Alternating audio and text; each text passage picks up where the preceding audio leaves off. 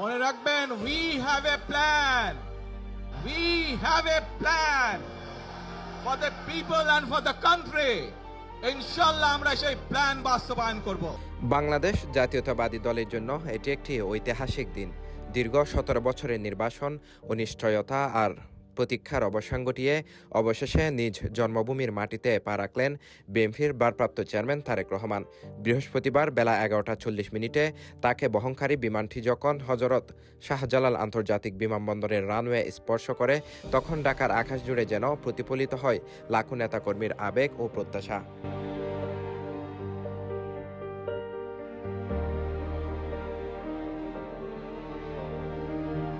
বিমানবন্দরের আনুষ্ঠানিকতা শেষে মূল ফটকের বাইরে আসেন তারেক রহমান। দীর্ঘ ৬,৩১৪ দিন পর দেশের মাটি সশরীরে স্পর্শ করে আবেগ সম্বরণ করতে পারেননি বিএনপির এই নেতা। বিমানবন্দরের খোলা স্থানে পৌঁছেই তিনি দেশের মাটি স্পর্শ করেন। পরে জুতা খুলে কিছুক্ষণ খালি পায়ে দাঁড়িয়ে থাকেন। বিমানবন্দরে তারেক রহমানকে স্বাগত জানান বিএনপির মহাসচিব মির্জা ফখরুল ইসলাম আলমগীর, স্থায়ী কমিটির সদস্য আমির কুসুম মাহমুদ চৌধুরী সহ দলের শীর্ষ নেতৃবৃন্দ। এছাড়াও উপস্থিত ছিলেন চট্টগ্রাম সিটি কর্পোরেশনের মেয়র ডাক্তার সাদাত হোসেন। ঢাকার পূর্বাঞ্চলের ৩০০ ফিট সড়ক আজ পরিণত হয়েছিল এক জনসমুদ্রে।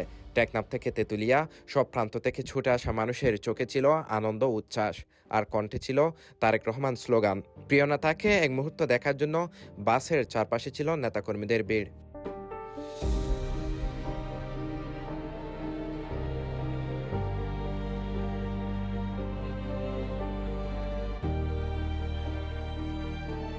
পূর্বাঞ্চলের ৩০০ ফিট এলাকায় দলের পক্ষ থেকে আয়োজিত সম্বর্ধনা মঞ্চের উদ্দেশ্যে রওনা হয় তারেক রহমানকে বহনকারী বাসটি।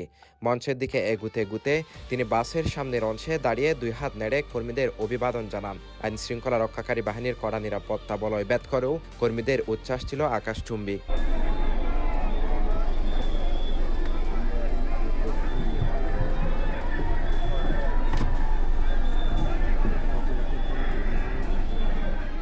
লাখো নেতাকর্মীর স্লোগান ও উচ্ছ্বাসের মধ্য দিয়ে দুপুর 4:30টার দিকে পূর্বাঞ্চলের ৩০০ ফিট এলাকায় পৌঁছান বিএনপির ভারপ্রাপ্ত চেয়ারম্যান তারেক রহমান।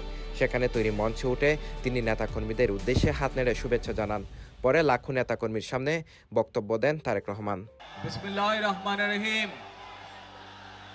প্রিয় বাংলাদেশ, প্রিয় ভাই বোনেরা, প্রিয় মা বোনেরা, আসসালামু আলাইকুম। প্রিয় ভাই বোনেরা, আজ প্রথমেই আমি রাব্বুল আলামিনের দরবারে হাজারো লক্ষ কোটি শুকরিয়া জানাতে চাই। রাব্বুল আলামিনের অশেষ রহমতে আজ আমি আমার প্রিয় মাতৃভূমিতে ফিরে আসতে পেরেছি আপনাদের দোয়ায়। এদিকে বাংলাদেশের অন্তর্বর্তী সরকারের প্রধান উপদেষ্টা অধ্যাপক মোহাম্মদ ইউনূসকে ধন্যবাদ জানিয়েছেন বিএনপির ভারপ্রাপ্ত চেয়ারম্যান তারেক রহমান। বিএনপির মিডিয়া সেল জানায়, দীর্ঘ প্রবাস জীবন শেষে নির্বিঘ্নে দেশে ফেরার পরিবেশ নিশ্চিত করার জন্য তিনি প্রধান উপদেষ্টাকে আন্তরিক ধন্যবাদ ও কৃতজ্ঞতা জানান। আমি আমার পক্ষ থেকে এবং আমার পরিবারের পক্ষ থেকে ধন্যবাদ জানাচ্ছি। আপনি আপনার পক্ষ থেকে বিভিন্ন রকম আয়োজন করেছেন, বিশেষ করে আমার নিরাপত্তার জন্য। Thank you so much. ২০০৮ সালে 1-11 সরকারের রোষানলে পড়ে দেশ ত্যাগ করতে বাধ্য হওয়া তারেক রহমান ফিরে এলেন এক ভিন্ন বাংলাদেশে, এক ভিন্ন বাস্তবতায়, যার অনুপস্থিতিতে দল বারবার সংকটে পড়েছিল। আজ তার প্রত্যাবর্তনে বিএনপির রাজনীতিতে নতুন প্রাণের সঞ্চার ঘটেছে।